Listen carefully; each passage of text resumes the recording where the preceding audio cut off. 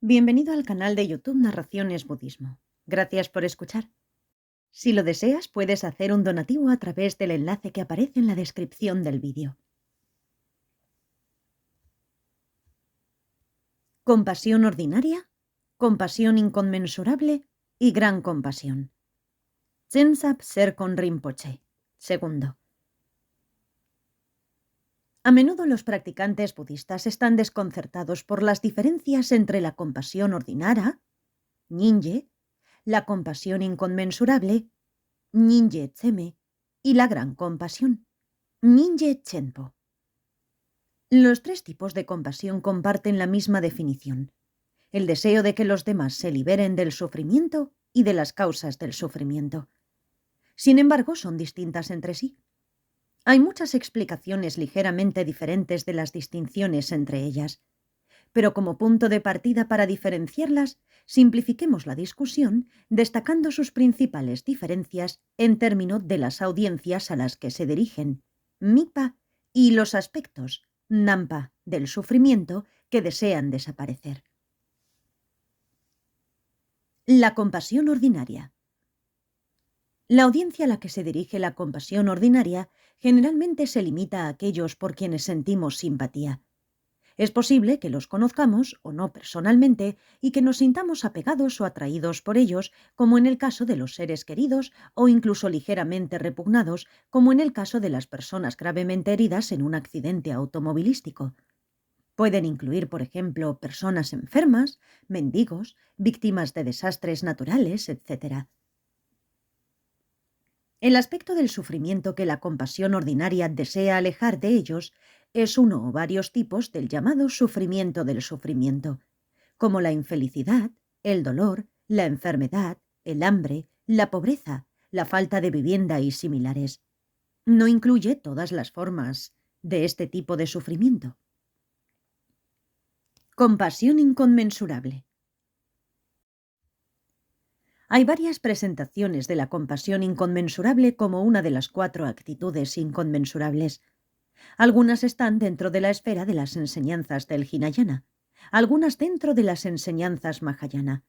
En aras de la simplicidad, aquí lo explicaremos de una manera general aceptable en ambas tradiciones. La compasión inconmensurable está dirigida a una audiencia mucho más amplia que la compasión ordinaria. Es inconmensurable en el sentido de que los individuos que integran su audiencia no pueden contarse en realidad. Se extienden en las 10 direcciones, 4 cardinales, 4 intermedias, arriba y abajo. Así como las 10 direcciones son inconmensurables, también lo es el número de seres en esas 10 direcciones. Este tipo de compasión también es inconmensurable en el sentido de que la fuerza positiva, el mérito y los beneficios de desarrollarla son inconmensurables. La audiencia a la que se dirige la compasión inconmensurable se expande gradualmente de quienes nos rodean a grupos de seres cada vez más grandes. Sin embargo, incluso en su alcance más completo, sigue siendo limitada. Aunque ahora incluye a todos los seres en los 6 reinos de la existencia samsárica, dado que los practicantes del Hinayana y el Mahayana desarrollan en común una compasión inconmensurable, la audiencia a la que se dirige no cubre a todos los seres limitados, seres sintientes. Esto se debe a que no incluye a los seres liberados, los arhats, aquellos que todavía tienen oscurecimientos cognitivos que impiden la omnisciencia. Los sistemas filosóficos del Hinayana no afirman oscurecimientos cognitivos.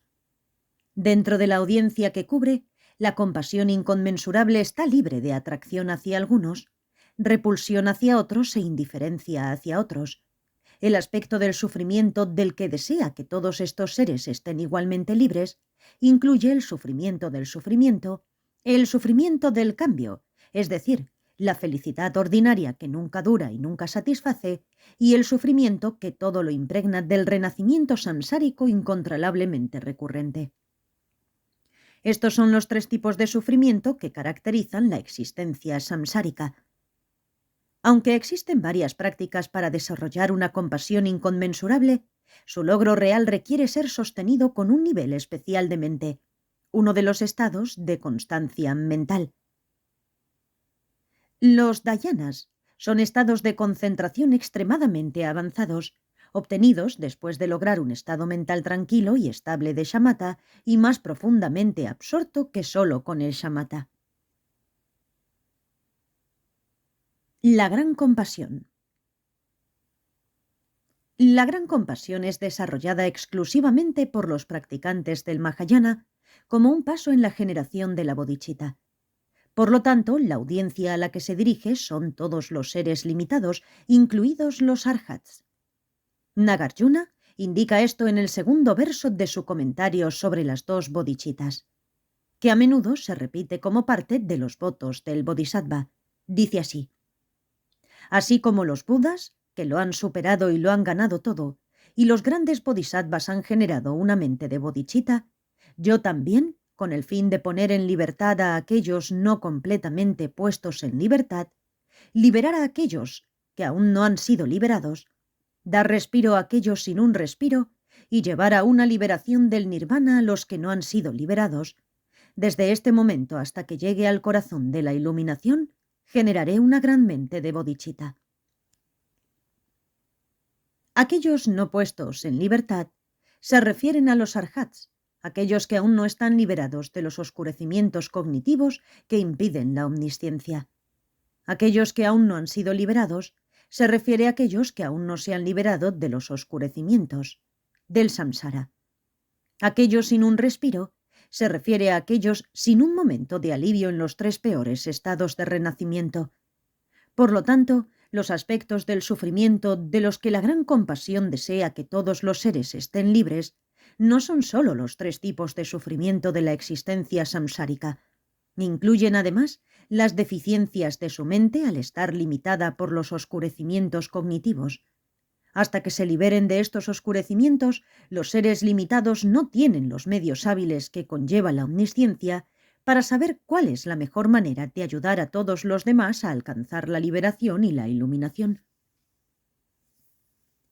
La gran compasión tiene como base la renuncia, la determinación de estar libre de todo sufrimiento. Esa determinación está dirigida solo a nuestro propio sufrimiento, pero una vez que la desarrollamos, podemos ampliar su alcance para incluir a todos los seres limitados. Así como no es suficiente estar harto y sentir repulsión por nuestro propio sufrimiento, lo mismo ocurre con el sufrimiento de los demás.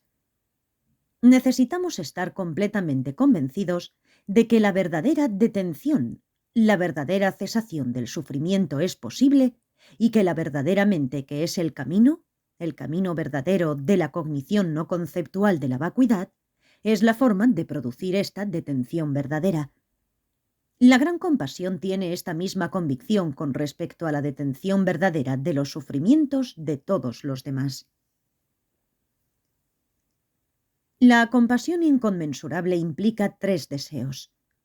¿Qué maravilloso sería si todos los seres estuvieran libres de sufrimiento? Que estén libres de sufrimiento, que pueda yo liberarlos del sufrimiento. La gran compasión va más allá de estos buenos deseos e incluye asumir la plena responsabilidad de liberar a todos los seres limitados de todos los niveles de sufrimiento, incluso si tenemos que hacerlo por nosotros mismos. La gran compasión es la compasión que conduce y causa la determinación excepcional a la que a veces se hace referencia como responsabilidad universal. Es con una determinación excepcional que asumimos la plena responsabilidad de liberar a todos los seres de todo sufrimiento. Nuestra compasión solo se convierte en gran compasión cuando se combina con esa determinación excepcional. La gran compasión iluminadora de un Buda. Incluso más grande que la compasión de un bodhisattva es la gran compasión, Tugye Chenpo, de un Buda. Su superioridad proviene de tener como soporte la habilidad iluminadora para conducir a todos los seres a la liberación y la iluminación, basada en la conciencia omnisciente de los medios hábiles que se adaptan individualmente a cada ser limitado.